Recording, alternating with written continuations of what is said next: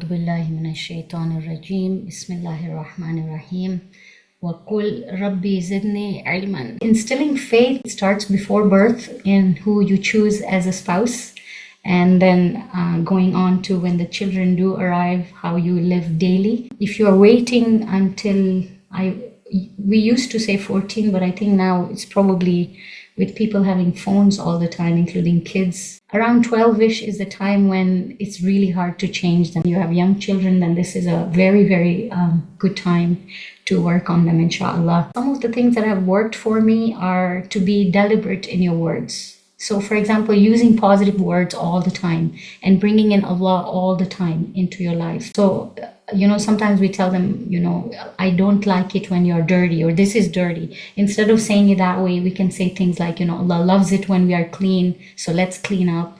Or remind them of Allah's beautiful names. Allah is Ar-Ra'uf, Allah is Wadud, Allah is merciful, things like this. Remind them that Allah has beautiful names, so we should also copy and manifest those names in our daily lives. Role model, being Ahlulbayt centered, bring Ahlulbayt into conversations, their stories. Islamic studies is taught all the time in my home, for example. So I'll give you an example. We were praying Jamaat a few weeks ago, and I don't know, in between the two salah, one of my Ali asked me, he's 9, he's almost 9, he asked me something to do with traveling, or I don't even remember the exact stuff. And we started discussing GPS and how GPS helps you. And in the past, there were maps and all that. And then it morphed into, there is a fish who is a GPS in the Qur'an, and how that GPS fish guided when Prophet Musa went to meet Nabi Khidr, and that whole thing turned into a whole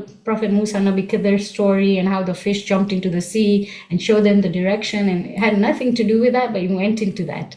So you always seize teaching moments and use stories, because they are very powerful for teaching. I have found that purifying your niyyah is very, very important. We always think of them as our kids, but they're not ours. They are entrusted to us by Allah, and when we look at it in that way, it changes our mindset and how we will raise them. And we have to remember that both our goal and their goal is to be the abd of Allah subhanahu wa ta'ala, which is why when we talk about the Prophet, we call him first the abd of Allah, because this is our goal in life, to worship Allah and to gain yaqeen from our worship, inshallah. Walking the talk is really important. A lot of us know this instinctively because we've been kids, and if we were told by someone to do something and they themselves were not doing it, you just think in your head, okay, you're not doing it, so why you're telling me? Before the 60s, if you look at a lot of educational theory, they used to think that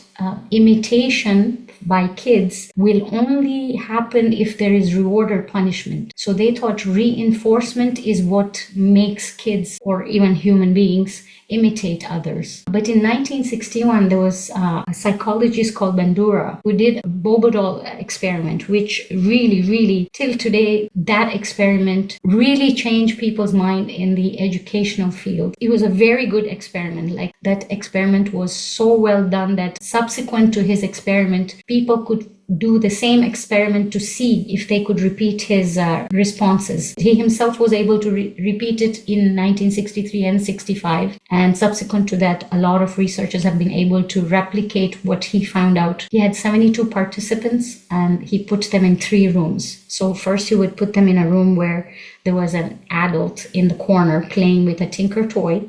And then that adult continued to build with a tinker toy. So that was one group. And there were some males, some females. Sometimes the adult was male, sometimes the adult was female. And then he would take these kids to a second room where there were other toys. And when they were about to play with that toy, they were told, you can't play with this toy. So they were frustrated. They were made to be frustrated. And then they were taken to a third room. And then in this third room, they were given toys again and observed from a one-way mirror. And the observers would write down what they would do. And this was one aspect. The second aspect was the adult in the room was given a tinker toy, but there was also a Bobo doll, which is like an inflatable doll. And halfway through playing with the tinker toy, the adult would start beating up this doll and saying really nasty things to the doll, and saying, I'm going to punch you, and bam, and stuff like that. and really kicking and punching the doll. The kid was in their corner playing with their toy. And then again, they were taken to a second room. They were frustrated there. And then they were taken to a third room and they were given another set of toys, including a Boba doll was in that set. And then they were observed. And what observation came out of that was that the kids who had seen the adult hitting also hit. They was a very, very high correlation with the kids who saw hitting doing the same thing, except they took it to a new level. So they would even pick up the toy gun and point it to the Boba doll and say, pew, pew, I'm going to kill you and this kind of stuff, which the adult had never done. And these are 3 to 6 year olds. And boys were more likely to be physically aggressive when they saw males being aggressive. And female children were more likely to be verbally aggressive when they saw the females being aggressive. It was an eye-opening, and from then a lot of psychology, educational psychology believes that it does not matter if you reinforce the action with a reward or a punishment. What matters is what they see at home. So whether you are doing that or they're reading books like that or watching videos like that in our time or playing video games like that, they will repeat and do what you do. So the walk the talk is very, very important. Imitation is hardwired in human beings. We have mirror neurons which will fire when somebody's doing an act. When I'm doing an act, the neuron will fire, and then when I watch someone doing that same act, my mirror neuron will fire as if I'm doing the act. And then when we look at Qur'an, it also teaches us the same thing. Allah never sent us just a Qur'an, He sent us role models. Every revelation that was sent with a role model, which was sent with a prophet, and we're given the Ahlulbayt, because role modeling is very important for human beings. So our children learn a lot through role modeling. So be careful who their friends are, be careful what you do at home, be positive. That's where the first 3 items came about. Be Allah conscious, be Ahlulbayt centered, be deliberate in your words, because they, even if you think they are not listening, they really are. And COVID showed me that. We would listen to majalis at home and they're sitting on the sofa, they're building a toy and whatever. And I'm like thinking, okay, you're definitely not watching this majlis or listening, but they actually were listening because they would tell me stuff and I'm like, how? Like, you definitely were listening and I thought you weren't. So they do listen and they do see what you're doing and therefore walk the talk. In the end, you have to remember that there's no guarantees. So they're an amana to you. You do your best, but there's no guarantees.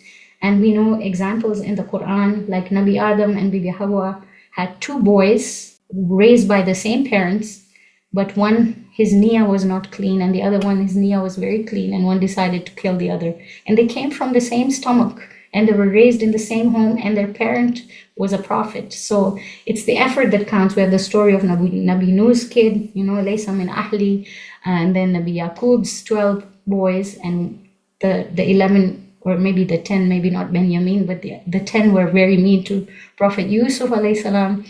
These aren't just stories. Allah puts stories in the Quran to teach us. And so it is your effort that counts, but then there's no guarantees. When they get to a certain age, like from our own lives, when we go to a certain age, we make our own decisions. Very, very important, I have found, is to always, always do dua. Don't disregard the value and the power of dua, because we are told even for the very tiniest of things, you have to supplicate. I believe it was Nabi Musa who was told by Allah, even pray to me to help fix your sandal when your sandal is broken, and teach your kids to supplicate. If you look at dua number 24, which is the dua for parents, you will see that Imam Sajjad in that dua is asking Allah to give him ilham, which means inspiration. Imam Sajjad says to Allah, give me inspiration so I know how to be with my parents and how to fulfill their rights. So inspiration is something you can pray for even in raising your children, not in just how you will be with your parents. And then if you look at Imam Sajjad's dua number 25, he stood out to me. He prayed for us to be able to rectify their bodies, their religious dedication, and their moral traits. So I think these are the 3 things we need to look at when we are raising our children, and then make them obedient towards you. So that's something we have to teach them. Make them loving and well disposed towards your friends. So we have to teach them to love Ahlulbayt and to love the Qur'an. And then teach them to be stubbornly resistant towards your enemies. Teach them how to resist enemies, the shayateen amongst the jinn and ins. And then I really liked when he said, allowing me to enjoy them. So he's praying to Allah that let me enjoy my children. And sometimes I think we forget, we're so stressed and anxious and wondering if we're doing the right thing that we forget to enjoy them. So enjoy them. They are the most amazing thing ever in the whole wide world.